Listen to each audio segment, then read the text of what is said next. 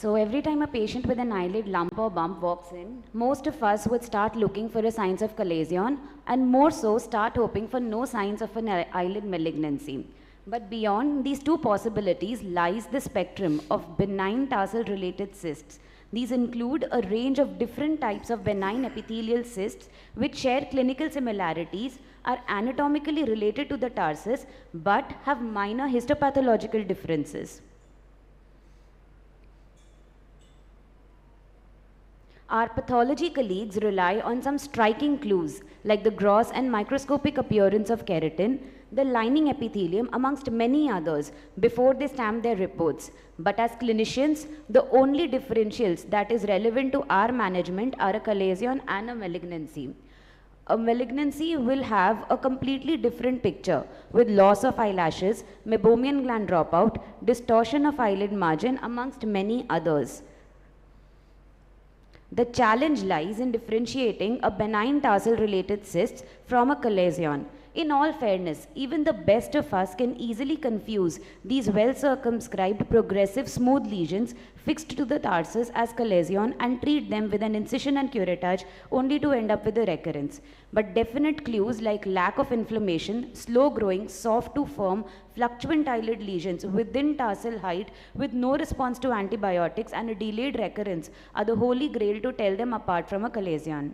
We present to you a retrospective consecutive interventional study of 53 histopathologically confirmed benign tarsal related cysts which assessed the entire spectrum, explored preferred surgical techniques based on cyst base and involved tarsal thickness, and gives definite ways to reduce recurrence. We found no sex predilection in our study. The patient profile included majority of them in the 4th to 7th decade with a mean age of 52.7 years. Where 85% of them were gradually progressive. 100% of the lesions were well circumscribed, smooth and non-tender with no signs of inflammation, of which 45% were soft and firm each. 82% of the lesions were mobile, while 18% showed tarsal fixity, either with a yellowish-white nodular bulge or bluish discoloration on eyelid eversion.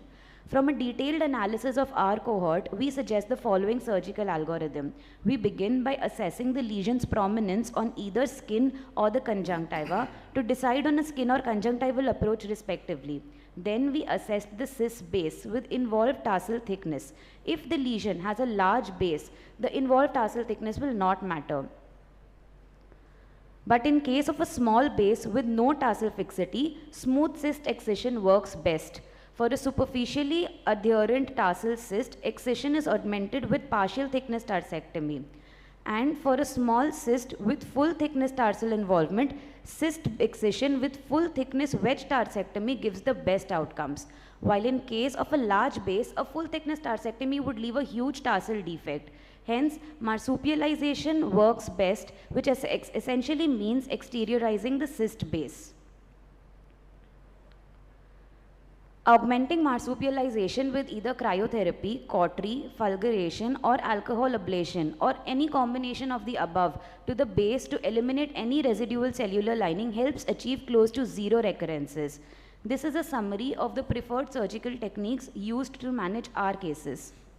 The histopathological distribution of our cases revealed majority of them as epidermoid cysts followed by inclusion cyst, retention cyst and intratarsal keratinous cyst.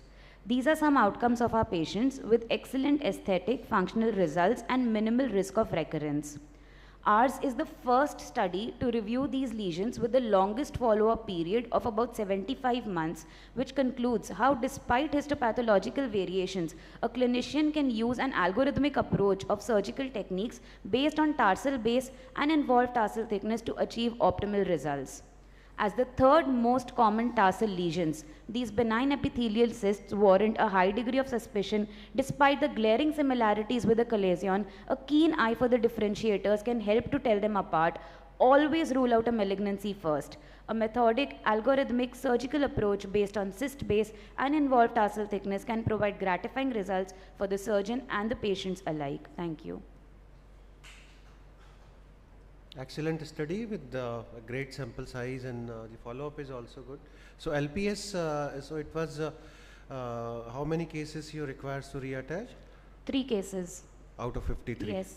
Okay. we have to look for that when we are operating, and in case that is involved during the accession, then it has to be reattached. Any more question? Thank you. Thank you.